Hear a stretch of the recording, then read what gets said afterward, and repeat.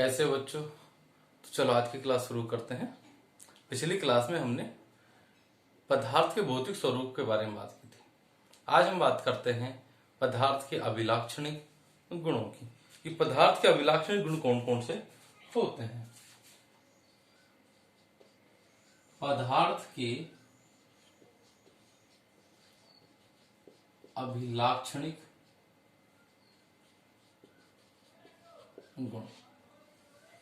देखिए, पदार्थ के अभिलाक्षण गुणों की बात करते हैं तो पदार्थ के मुख्य रूप से 3 अभिलाक्षणिक गुण होते हैं। और 3 अभिलाक्षण गुण कौन कौन से होते हैं, जिसमें पहला होता है पदार्थ के कणों के बीच रिक्त स्थान पाया जाता है। ठीक है।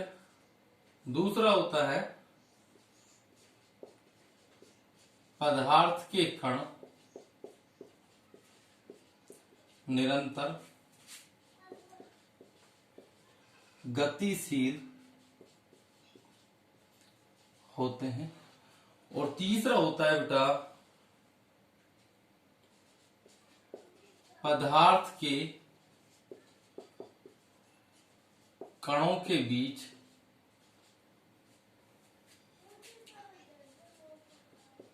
आकर्षण बल पाया जाता है। अब तीनों ये पदार्थ के अभिलाक्षणिक गुण होते हैं। पहले मैं यहां पे एक डायग्राम बना देता हूं, आप उससे समझ सकते हो। ठीक है।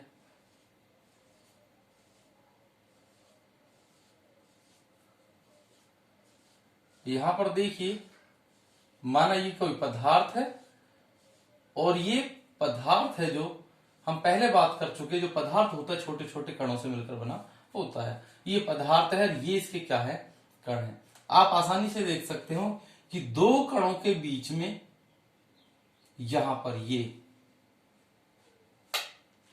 2 से ये जो 3-4 कण है, इनके बीच में ये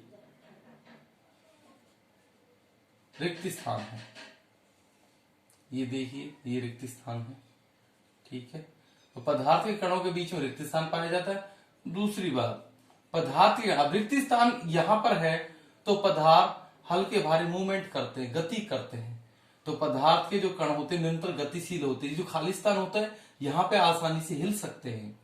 ठीक है। लेकिन फर्क ये होता है, किसी पदार्थ के कण ज्यादा गति करते हैं, किसी पदार्थ के कम। यह भी हम आगे चर्चा करने वाले।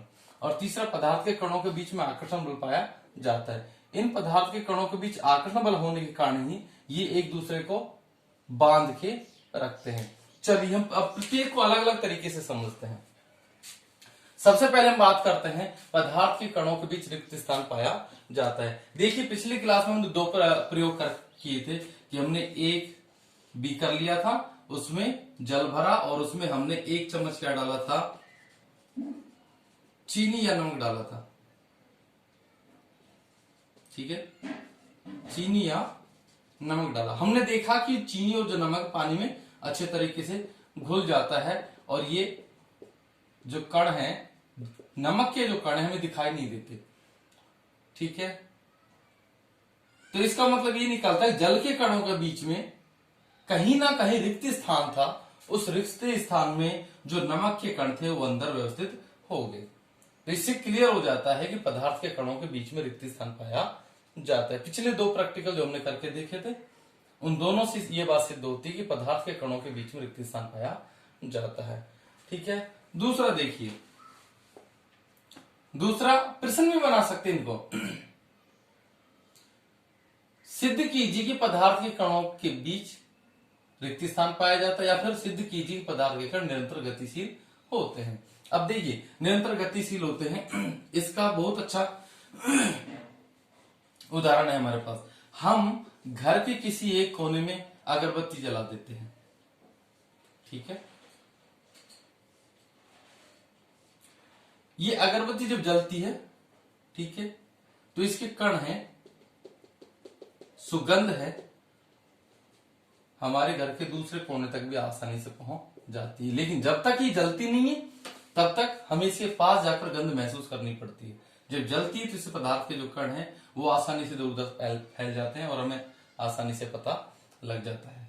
तो इससे भी सिद्ध होता है कि पदार्थ के कण क्या होते हैं, निरंतर गतिशील होते हैं। दूसरा उदाहरण देखिए, यहां पर हम एक बीकर लें और एक बीकर लेकर पानी भरे। पानी भरने के पश्चात हम KMnO4 के 2 से 3 क्रिस्टल धीरे सी डाल देते हैं और बिना हिलाए डुलाए बीकर को स्थिर रख देते हैं। ठीक है, हम देखते हैं कि कुछ समय पश्चात, घंटे बाद, 2 घंटे बाद, 1 दिन बाद, कि सारा का सारा जो पानी का रंग है वो रंगीन हो जाता है, यानी कि लाल हो जाता है। जब हमने इसे हिलाया नहीं है, ठीक है, डुलाया नहीं है, उसके पश्चात ये जो हमने क्रिस्टल एक स्थान पर डाले थे, ये सारा का सारा पानी लाल क्यों हो गया? इसका भी बेटा यही कारण है क्या, कि पदार्थ के जो कण होते हैं वो गतिशील होते हैं। इस कारण से जो क्रिस्टल के कण हैं वो धीरे धीरे धीरे धीरे पूरे जल में फैल गए हैं, अर्थात आपस में सम्मिश्रित हो चुके हैं। चलिए, इसके अलावा तीसरा जो प्रश्न बनता है इसमें, ठीक है, अपन प्रश्न बना सकते हैं, प्रैक्टिकल के रूप में देख सकते हैं, हमें सिर्फ समझना है। ठीक है, पदार्थ के कणों के बीच आकर्षण बल पाया जाता है। ठीक है, या प्रश्न भी बना सकते हो, क्या, यहां पे लिख सकते हो, देखिए, क्या पदार्थ के कणों के बीच आकर्षण बल पाया जाता है? क्या पदार्थ के कण निरंतर गतिशील रहते हैं या होते हैं? क्या पदार्थ के कणों के बीच रिक्त स्थान पाया जाता है? चलिए इस तीसरे प्रश्न की बात करते हैं, पदार्थ के कणों के बीच आकर्षण बल पाया जाता है। तो देखिए, हम छोटा सा प्रैक्टिकल कर सकते हैं इसके लिए। ठीक है, खेल खेल में जो बच्चे हैं, स्कूल के बच्चे हैं, उनको हमने 10 से 15 बच्चों को ले लिया। ठीक है, और उनमें से हमने 4-4, 5-5 के ग्रुप बना लिए। कुछ बच्चों को आपस में मजबूती से हाथ पकड़ते हुए खड़ा कर दिया। ठीक है, यानी कि एक जो बच्चा है उसका हाथ दूसरे बच्चे इस प्रकार से। ठीक है, कुछ हमने बच्चों को कमर से पकड़कर खड़ा कर दिया। ठीक है, और कुछ बच्चों के केवल हाथ अंगुलियां पकड़ा दी। तो कौन से ग्रुप को तोड़ना आसान होगा? सीधी सी बात है, जो अंगुली पकड़ के खड़े वो जल्दी टूटेगा, जो हाथ पकड़ के खड़े उसको तोड़ने में थोड़ा समय लगेगा, और जो कमर पकड़ के खड़े उसको तोड़ने में अधिक समय लगेगा। जिसका मतलब ये निकलता है कि जो पदार्थ के जो कण होते हैं, सभी पदार्थों के कण आपस में अलग अलग मजबूती से बंधे होते हैं। कुछ ऐसे पदार्थ होते हैं जिनको तोड़ने में अधिक बल लगाना पड़ता है, जैसे कि लोह है। कुछ ऐसे होते हैं जिनको कम बल लगाना पड़ता है, जैसे कि चौक का टुकड़ा है। और कुछ पदार्थ ऐसे होते हैं जिनके कण काफी दूर दूर होते हैं। ठीक है, तो आसानी से समझ में आ गया होगा कि पदार्थ के जो कण हैं उनके बीच में आकर्षण बल पाया जाता है। आकर्षण बल के होने के कारण जो पदार्थ होते हैं उनकी कठोरता हमें दिखाई देती है। ठीक है, लोह की कील को तोड़ेंगे अलग बल लगाना पड़ेगा, चौक के टुकड़े को तोड़ेंगे अलग बल लगाना पड़ेगा। ठीक है, चलो ठीक है बच्चों, आज के लिए इतना ही। अच्छे से समझ में आ गया होगा कि पदार्थ के कितने गुण होते हैं। 3 गुण होते हैं। पदार्थ के अभिलाक्षणीय गुण कितने होते हैं? 3 गुण होते हैं।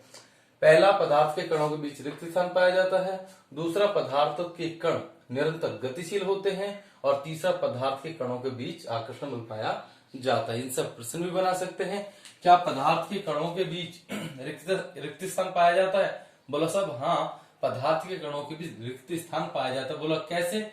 इस वजह से यदि हम जल में 1 चम्मच चीनी मिलाते हैं तो चीनी है अदृश्य हो जाती है, और चीनी की जो मिठास है वो पूरे पानी में फैल जाती है। इसका मतलब ये निकलता है कि जो चीनी के कण हैं वो जल के कणों के बीच में व्यवस्थित हो गए। इसका मतलब ये निकलता है पदार्थ के कणों के बीच रिक्त स्थान पाया जाता है। दूसरा, क्या पदार्थ के कण निरंतर गतिशील होते हैं? बोलो साहब हाँ, पदार्थ के कण निरंतर गतिशील होते हैं। बोलो कैसे? इस वजह से होते हैं, यदि हम 1 गिलास पानी ले या 1 बीकर जल लें और उसमें चाय की बूंद डाल दें, ठीक है, या पोटेशियम परमैंगनेट का 2 से 3 कण डाल दें, तो कुछ समय पश्चात उसके जो कण है पूरे के पूरे बीकर में फैल जाते हैं। और तीसरा, क्या पदार्थ के कणों के बीच आकर्षण बल पाया जाता है? हाँ, पदार्थ के कणों के बीच आकर्षण बल पाया जाता है। इसी कारण जो पदार्थ के कण हैं आपस में बंधे हुए होते हैं, अन्यथा वो एक दूसरे से दूर दूर होते हैं। ठीक है बच्चों, आज के लिए इतना ही, बाकी बातें कल करेंगे।